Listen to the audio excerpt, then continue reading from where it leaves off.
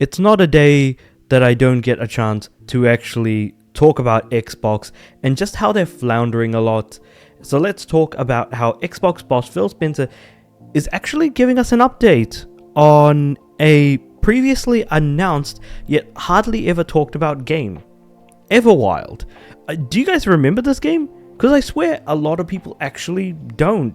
It's been a long ass time since anyone has ever officially mentioned anything about this game. So Rare is currently working on a game called Everwild. That's all we knew about it when it was first announced in X019. 2019. This is more than 5 years ago that this game has been announced, and we've heard nothing until now in the year of 2025. So let's actually talk about it. Effectively, in an interview with Xbox Era, Phil Spenser listed Everwild as one of the games yet to come out that he was excited for, adding he'd recently visited the studio Rare, which runs Sea of Thieves, and we're going to talk about the Sea of Thieves in a moment. But just a look at Everwild and the progress that they are making. So what he said word for word was, State of Decay is just one of the franchises I love back from the original one, so that one stays on board.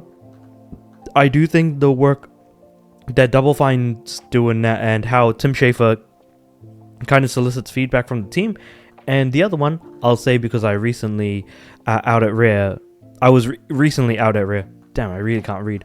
It's nice to see the team with Everwild and the progress that they're making. And sure, Everwild looks really cool and stuff. It's worth keeping in mind that, okay, looks like the video play just completely broke. But yeah. Oh yeah, this was also a time where like Xbox was really bad with their messaging. Almost as if the way they are now, where they have to be like timed exclusive or I don't know, day one console exclusive or something like that. Like they really tried to play around with the messaging for like the longest amount of time. That being said, there was also rumors that Everwild was going to be rebooted at some point because the creative director Simon Roth left in 2020. So keeping in mind, this game was announced in 2019. 2020, the creative director leaves, and there's supposedly some sort of rumor which Microsoft denied later on after the fact. I'm not going to even try and play another video on IGN's website because god damn it, it's so bad. And so apparently all Phil Spenser had to say was, hey, I like it. I'm looking forward to it. And the thing is that that's a hell of a nothing burger announcement, but it also shows a pattern of negative sentiment towards Rare. Because don't get me wrong, Rare's made some really cool games back in the day. But the thing is that the Rare that we see now is not the Rare that once was. And we can only point at and consider the fact that Sea of Thieves happened. Now, this is where we're going to be talking about Sea of Thieves in quite a lengthy way, because I feel like Sea of Thieves is definitely one of those things that is going to exacerbate the problems that Everwild is currently having. So, Sea of Thieves, when it originally released, was a completely bare bones experience. There was barely much of anything there. There was no tutorial. There was barely any story content. I don't think there were any sea monsters either. I can't actually remember. But people did not like Sea of Thieves when it originally released. And it's really crazy to think about that now, because Sea of Thieves is now a significantly more plentiful game, especially with the many updates and everything else that's going on. And while patch culture has helped Sea of Thieves become at least a more bearable game, never forget just how badly it released originally, and consider that we're getting games now that are just as bare bones, if not more so. So how on earth could Sea of Thieves, release as like this incredibly bare bones project where there's not much in the way of functions or features? Hell, it's actually, you know what?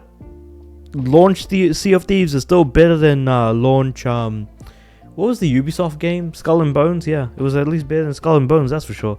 But yeah, so Sea of Thieves originally was announced back in E3 2015. And then the game comes out in 2018. So, if the game was announced in June of 2015, and then we get the launch of the game in 2018 on Xbox and I think PC, I could be wrong about that. But the issue with the game is that it's been in development for 3 years, and yet even then, the product that was released was a minimum viable product. I can't imagine what, people must have felt when the game originally came out. The thing is that when it was reviewed, it reviewed well in the sense that it had some good ideas, but it really wasn't. They weren't able to put it into fruition, so to speak. And so now we find ourselves in a spot, very similar spot to that of Everwild. Will Everwild ever come out? That being the first question. The second question then becomes, if Everwild does come out, is it just going to be a bare bones product similar to like what Sea of Thieves was?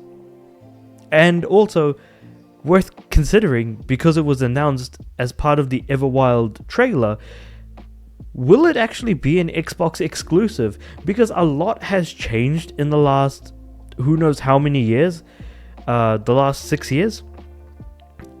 Let's be charitable. Let's use the number 5. In the last 5 years, it's incredibly charitable for me to say that a lot has changed for Xbox. So it really does raise a lot of questions as to what's happening, what's going on with development of this game, but also a reflection partly of where Xbox is at, and on top of that, the fact that it's Rare developing Everwild, and of course we saw what happened with Sea of Thieves, where they announced the game in E3 2015, the game comes out 2018, completely bare bones, and then doesn't become really, a proper game until like at least another year or two after its initial release. And this, you can tell that the way they ended this trailer was supposed to be incredibly hype, but unfortunately kind of came out as like an absolute whimper. And even funnier looking at is the fact that, hold on, where does it say? It just says here Xbox exclusive. And little did we realize that like almost, 9 years after this very trailer, this very screen that we're looking at, we do end up getting the game on PlayStation. I don't think we'll ever be able to predict the future, nor can we be particularly fickle about the way we look at the past and how it kind of will affect the future. But at the same time, that's also not to say that this game is never going to come out. There's a possibility that it might, and if it does, again, it's just a question of, is it going to be any good? So, yeah, let me know what you guys think about all of this in the comments below. Do you actually believe that Everwild is actually going to A, come out, B, be good, and, well, okay. First question, is it going to come out? Second question, is it going to be good? Third question, is it going to be multi-platform, or is it going to remain an Xbox exclusive? I say Xbox exclusive. If it comes out on Xbox and PC, I'll count that as Xbox exclusive. The main thing is it going to come to either Switch or PlayStation later on down the line, given how much has changed with Xbox's strategy, more or less forcefully by the fact that, Microsoft is forcing Xbox's hand, among other things, more than anything else. But with all that being said, however, let me know what you guys think about all of this in the comments below. Like the video if you liked it, subscribe to the channel. I'm aiming for 500 subs by the end of the year. And with all that being said, I do upload every day, so I'll see you guys tomorrow.